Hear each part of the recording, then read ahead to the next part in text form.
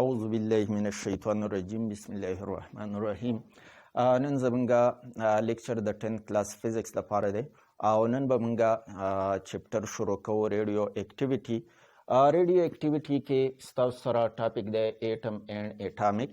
نیوکلیس. مخکې نه د ایټم متعلق تاسو ډیر ټاپکس ویلي دي، خاص کر کیمستري کې چې ایټم زمونږ سره انډیویزبل پارټیکل دی، خو دا خبره ثابته شوه چې ایټم په خپله په نورو پارټیکلز د یو ځای کېدو نه جوړ شوی دی چې په هغې کې ستاسو سره پروټانز،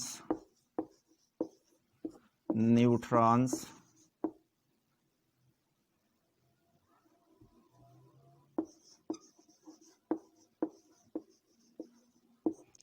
او الکترانز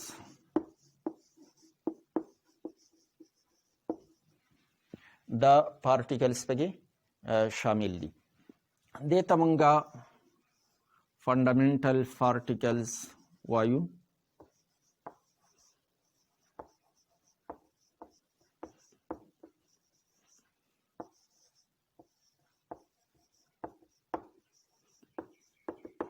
داسې فنډامنټل پارټیکلز د الکترون، پروټون، نیوټرون نه علاوه نور هم شته دي، خو ستاسو د کتاب د سکوپ مطابق دا درې پارټیکلز تاسو یاد ساتئ. پروټون زموږ سره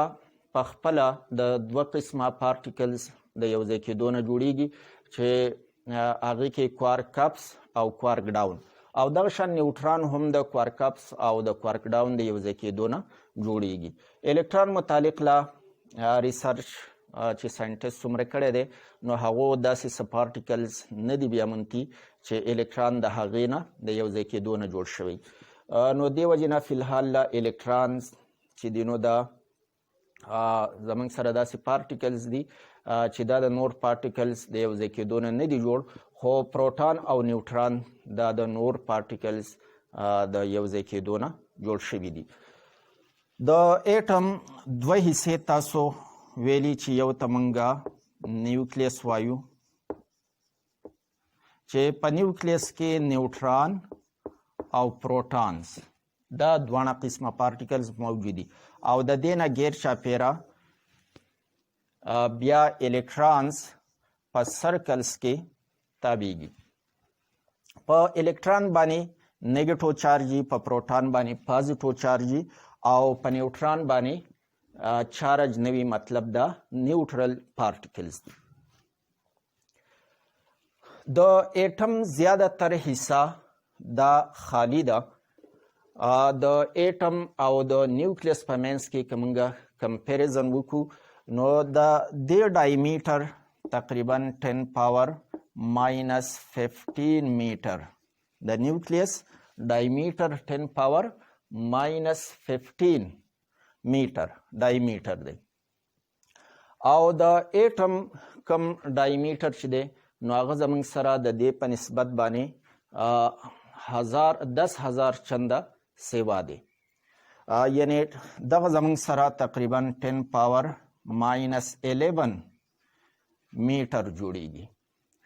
نو دا تقریبا 10,000 چنده د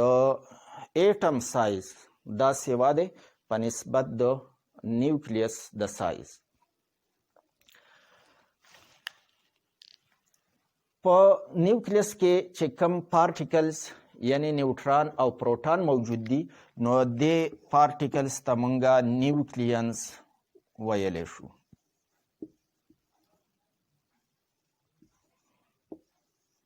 نیوکلیانز یعنی پروټون نیوټران دې ته نیوکلیانز وایي، په دې وجه ورته وایي چې دا په نیوکلیس کې موجود دي، نو د دې وجې نه دې ته مونږه نیوکلیانز ویلی شو. د نیوټران او د پروټون تعداد، دواړه تعداد چې مونږ ایډ کو د نیوټران او پروټون نو دې ته نیوکلین نمبر وایي، یا دې ته مونږه ماس نمبر هم ویلی شو. ماس نمبر یا نیوکلین نمبر، او دا مونږه په ا سره، په کیپیټل ا سره ماس نمبر یا نیوکلین نمبر په کیپیټل ا سره د ایټم د پاره ظاهرو.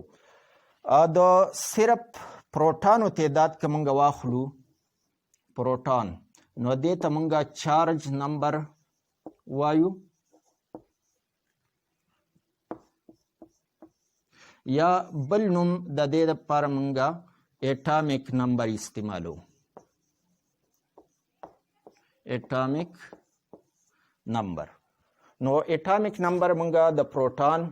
تعداد ته وایو چې په نیوکلیس کې څومره پروټان دي نو هغه تعداد ته موږ چارج نمبر وایو یا اټامیک نمبر ورته وایو او د نیوټرانو او پروټانو کل تعداد ټوټل نمبر د دې هغې ته موږ نیوکلین نمبر وایو یا ورته ماس نمبر وایو د یو ایټم نیوکلیس ظاهرولو دپاره فرض کا ایکس زموږ سره یو ایلیمنټ دی یو نیوکلیس دی نو د دې دا کم چارج نمبر موږ په زیډ سره ظاهرو نو د دې سبسکرپټ دلته ورسره زیډ ولیکو مطلب دا چې څومره د دې ایټم چارج نمبر دی نو هغه به ورته سبسکرپټ پته ور باندې او سوپر سکرپټ به دې ته موږ کم چې ماس نمبر دی یا نیوکلین نمبر دی فار ایگزامپل اف ای آیرن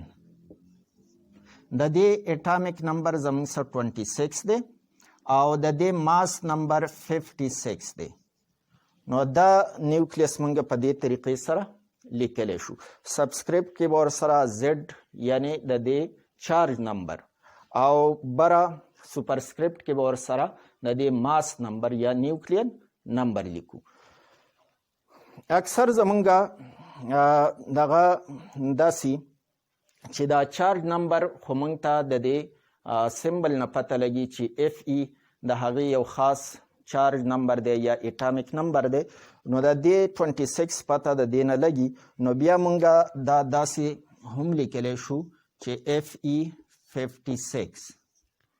صرف سوپرسکرپټ کې د دې سره 56 ولیکو چې دغه موږ ته د دې ماس نمبر ښایي یا نیوکلین نمبر ښایي او د چارج نمبر چې دی اټامیک نمبر چې دی نو هغه د اف ای دپاره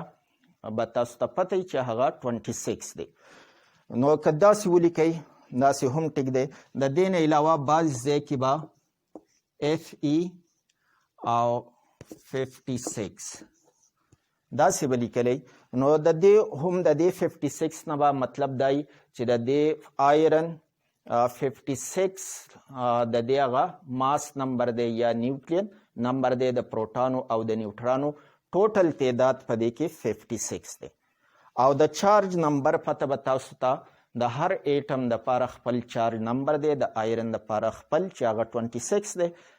د دې نه علاوه د بل څه ایټم د آیرن نه علاوه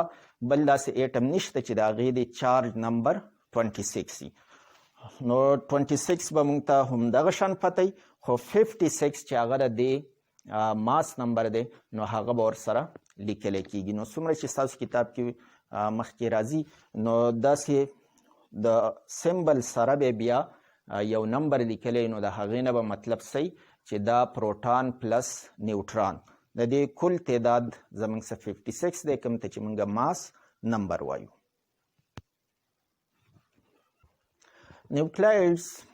nuclei of atoms which have the same number of protons and neutrons are called nucleids. Nucleids تقریبا 3000 نون نیوکلایډز دي 3000 تر اوسه پورې معلوم کړی شوي نیوکلایډز دي چې په هغې کې د دې مطلب دا دی هسې که تاسو پیریاډک ټیبل ګورئ نو په هغې کې خو ایلیمنټس تاسو سره ډېر محدود دي خو نیوکلایډس تعداد چې دی نو هغه زموږ سره 3000 پورې معلوم کړی شوي نیوکلایډس دي د دې مطلب دا دی چې یا به د دوه ایټمونه چې د هغې په چارج نمبر کې فرق وي یا په ماس نمبر کې فرق وي نو دا به زموږ سره جدا نیوکلایډ جوړیږي فار ایگزامپل زموږ سره که نایټروجن واخلو 714 او دغه شان که بل نایټروجن واخلو 715 نو دا زموږ سره 2 نیوکلاید شو. دا د نایټروجن کوم ته چې موږ بیا آیسوټوپس وایو، خو دا یاد ساتئ آیسوټوپس او نیوکلایډز کې زموږ سره فرق دی. د نایټروجن دپاره خو دې ته موږ آیسوټوپس ویلی شو چې د نایټروجن دا آیسوټوپس دي. خو دا دواړه زما سره جدا جدا نیوکلایډز دي. د نیوکلاید یو ټایپ بیا آیسوټوپ دی. د نیوکلاید مختلف قسمونه، نو یو ټایپ آیسوټوپ دی، بل آیسوټون دی، بل آیسوبار دی او آیسوډایفرز. دغه 4-5 قسمونه د نیوکلایډز دي. نو د دې که یا په چارج نمبر کې فرق هو او یا په ماس نمبر کې فرق هو، نو دا به جدا جدا نیوکلاید دي. دا زما سره یو نیوکلاید شو، دا بل نیوکلاید شو. دغه شان که موږ د بل ایټم آیسوټوپس واخلو، نو که هغه 3 آیسوټوپس دي، مثال په طور د یو ایلیمنٹ د آیرن واخلو 3 آیسوټوپس دي، نو دغه 3 نیوکلاید زموږ سره پکې نور ایډ شو. نو داسې چې ټوټل آیسوټوپس چې څومره د ایلیمنټس دپاره دي هغه ټول که موږ معلوم کو، نو دا تقریبا زموږ سره 3000 پورې نمبر جوړیږي، تعداد جوړیږي. په دې کې ځینې نیچرلی اکرینګ آیسوټوپس دي او ځینې پکې آرټیفیشلی هم جوړولی شي. نو دغه کل تعداد زموږ سره 3000 پورې رسی. نیوکلایډز که هر یو ایټم دی خو چې څومره N714 بل ایټم دی N714، نو دا اوس یو نیوکلاید، دا ټول زما سره په یو نیوکلاید کې شامل دي. دغه شان چې نور څومره ایټمونه دي چې هغې N7 او N715 یعنی 7 چارج نمبر دی او 15 زموږ سره د دې ماس نمبر دی، نو دا زموږ سره بل نیوکلاید جوړ شو. نو دا ټول ایټمونه د یو نیوکلاید دي. دا ټول نیوکلیای د یو قسم نیوکلاید لپاره دي. دا شان دا ټول چې څومره دي دا جدا نیوکلاید دي. نو یو نیوکلاید به د بل نه موږ په څه سره جدا کولی شو چې د هغې په ماس نمبر کې فرق یا په چارج نمبر کې فرق، یعنی اټامیک نمبر ډیفرنٹ وي. او یو نیوکلاید به موږ څنګه ویلی شو چې دا یو قسم نیوکلاید دی، نو چې کله نمبر آف پروټانز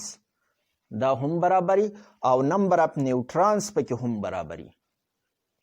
نمبر آف نیوټرانز موږ د دې نه معلومولی شو چې د دې ماس نمبر نه تاسو دا چارج نمبر سبټریکټ کوئ، د 14 نه 7 سبټریکټ کوئ، نو 7 پاتې شو. نو 7 په دې کې نیوټران دي، دغه شان 7 په دې کې نیوټران دي، 7 په دې کې نیوټران دي. نو څنګه چې موږ ډیفینیشن کې ویل چې nuclei of the atoms having the same number of protons and neutrons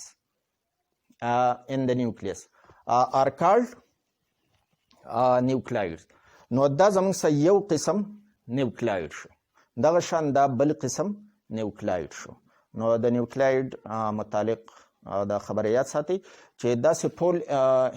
نیوکلیای چې په هغې کې نمبر اف پروټانز او نمبر اف نیوټرانز دا سیمی برابري، نو دغه به زموږ سره یو ټایپ شي، یو جدا قسم به شي د نیوکلاید. او که په دې یا چارج نمبر کې فرق هو یا زموږ سره په ماس نمبر کې فرق هو، نو دغه به بل نیوکلاید جوړوي. داسې تقریبا 3000 پورې نیوکلایډز معلوم کړی شوي دي. نن دپاره دا پوره ده. ویډیوز لازما لایک کوئ او چینل پشتو ټیوټر سبسکرایب کوئ. تھینکس الاٹ.